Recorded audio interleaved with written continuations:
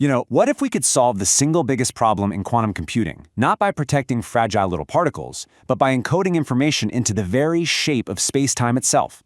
It sounds like science fiction, right? Well, that is the incredible, revolutionary idea behind topological quantum computing. And today, we are going to unravel exactly how this powerful and frankly mind-bending approach might actually work. Okay, so to really get why this idea is so groundbreaking, we first have to talk about a huge fundamental weakness that all of today's quantum computers share. For all their amazing promise, they have a really serious fragility problem. And this right here is the core of the dilemma. You see, standard qubits, the basic building blocks of quantum computers, are unbelievably delicate. The tiniest vibration, the slightest change in temperature can completely corrupt their quantum state and mess everything up. This is called decoherence, and it's a constant headache. The proposed solution? A totally different beast, the topological qubit. It's designed from the ground up to be tough, to be robust, protected from all those little disturbances by its very shape. And let me be clear, this is not some minor inconvenience. This constant, relentless battle with errors is the #1 thing holding us back from building the massive fault-tolerant quantum computers that we need to really revolutionize things like medicine and materials science. So how in the world do you protect something that's so inherently fragile? Well, the big breakthrough idea came from a physicist named Alexei Kitaev. He proposed a pretty radical solution. What if we just stop trying to protect the particle itself? What if instead we encode the information in a way that's just naturally immune to errors? Basically, what if we could create an unbreakable code? Here's the absolute perfect way to think about it. Storing information in a normal qubit is kind of like rolling a ball along a path. The slightest little bump can send it flying off course, right? The information is ruined. But storing it in a topological qubit, that's like tying a knot in a piece of string. You can wiggle that string, you can shake it all you want, but the knot is still a knot. The only way to change it is to deliberately cut the string and retie it. The information is safe because it's protected by its very shape. It's topology. So this means we're making a massive shift. We're going from storing data in the super delicate state of a single particle to storing it in a global, robust property, the literal shape of its journey through space-time. It's a complete change in how we think about information. Okay, so encoding information in space-time knots. That sounds incredible, I know. But how do you actually compute with them? Let's take a look at the very exotic ingredients you'd need to turn this beautiful theory into a working machine.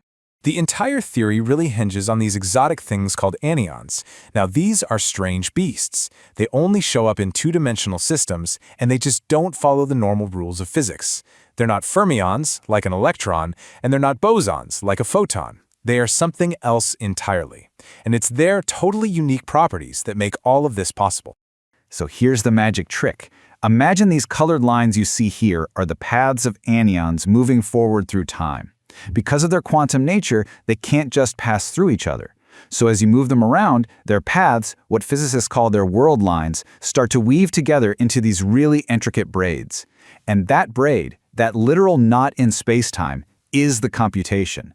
The final answer is determined by the overall shape of the whole braid, not by the exact path any single particle took. It's amazing. So when you boil it all down, the entire process really comes down to 3 basic steps.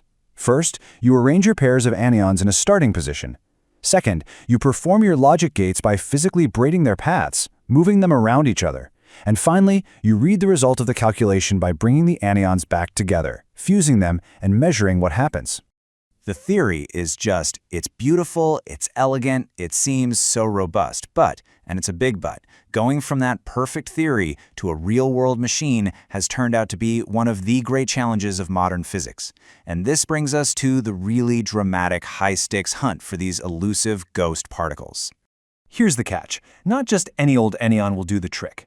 For a truly powerful, universal quantum computer, you need a very special flavor called a non-abelian anyon.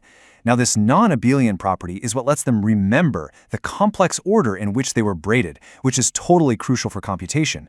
And finding concrete, undeniable proof that these things even exist, well, that has been an incredibly difficult quest. And man, the road to discovery has been a real roller coaster. After some early, contested claims back in the 2000s, things got really exciting in 2018. A paper from Microsoft seemed to have finally found the Majorana particle, a key type of non-abelian anyon. But then, in a huge blow to the whole field, that paper was retracted in 2021. More recently, in 2023, some exciting new claims from teams at Google and Quantinuum have brought back a lot of that hope, but I think it's fair to say the community is still cautiously optimistic. Right after that Microsoft retraction, a 2021 article in Quantum magazine just captured the mood perfectly. It said that no one has convincingly shown the existence of even a single quasiparticle. It really felt like the entire field had been knocked back to square one. A powerful reminder of just how incredibly hard experimental physics really is. So after all this dramatic history of exciting claims and major setbacks, what does the future actually hold? Is this revolutionary idea still a path forward, or is it maybe destined to just stay a beautiful theory on a blackboard? You know, despite all the difficulty, the reason people keep chasing this is because the payoff would be absolutely enormous.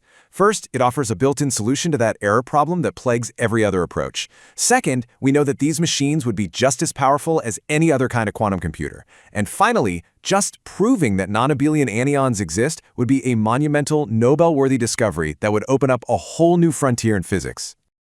At the end of the day, that fundamental promise hasn't changed. The idea of a quantum computer that just inherently corrects its own errors because of the way it's built is simply too powerful of an idea to give up on.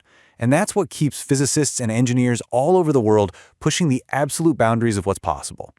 And that leaves us with one final, pretty profound question to ponder.